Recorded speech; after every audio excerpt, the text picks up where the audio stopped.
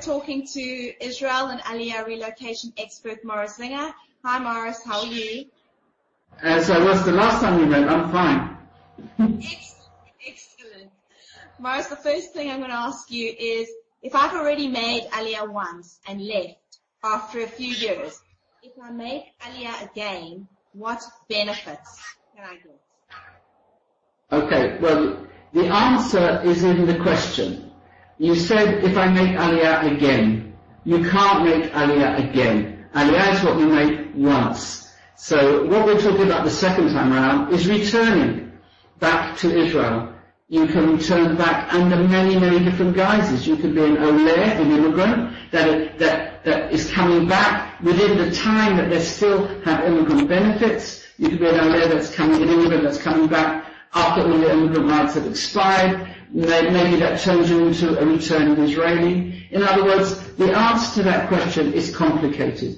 And it's not an answer that I can give in 1 or 2 minutes, because every case has to be treated on its own merits. But in principle, you get the concessions when you make Aliyah for the first time. You might, in certain circumstances, be eligible for the balance of those concessions that you didn't use. But let me just give you 1 or 2 simple examples just to sort of illustrate what I'm trying to say. New immigrants get this first 6 months of the health coverage free. That runs for the first 6 months whether you're in and out of the country. So it's not something you can get again free should you come back in 10 years' time. So that's just one example of, that must be the phone of an immigrant asking me a question, I'm sorry about that. So that's just one example of each case has to be judged according to the length of time they've actually been abroad. Okay, but what happens if I want to make Aliyah, but my husband doesn't want to? Can he accompany me as a tourist?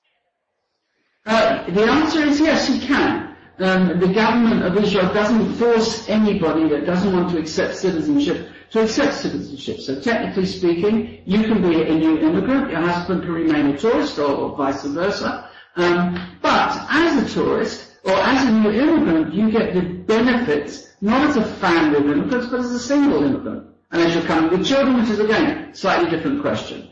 But he is not going to cash in on your benefits because he's a tourist. And one thing which is definitely worth mentioning, as a tourist, he doesn't have a work permit.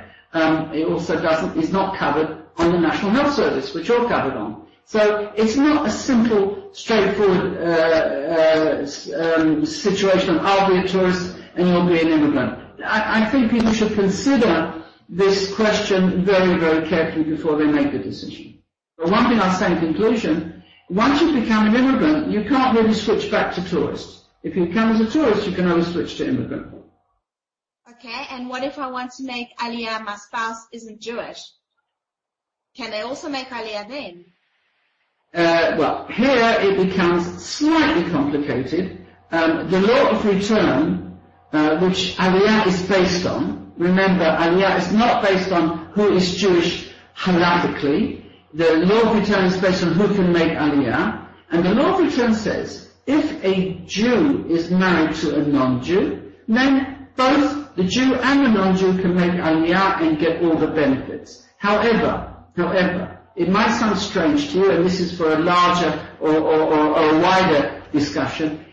We're not referring now to an Israeli marrying a non-Jew. We're talking about a Jewish person who is going to become a new immigrant. An Israeli is not a new immigrant because he's an Israeli. So if an Israeli wants to bring a non-Jewish spouse to Israel, the laws are different rather than if an immigrant wants to bring a non-Jewish spouse to Israel. And what about if you're not Jewish or just a single person, you're not Jewish, can you make Aliyah? Well, if the answer is can you make Aliyah, the answer is no, because you do not come under the law of return. Having said that, when you say non-Jewish, again, because we're not talking about halakha, it might well be that you are non-Jewish, but you have a Jewish parent or grandparent. Maybe you have a Jewish grandfather. Halakhically, of course, you would not be Jewish, but under the law of return, you could make Aliyah. But if we're talking about a person who has no Jewish parent, no Jewish grandparent, in other words, where we used to say glut treif,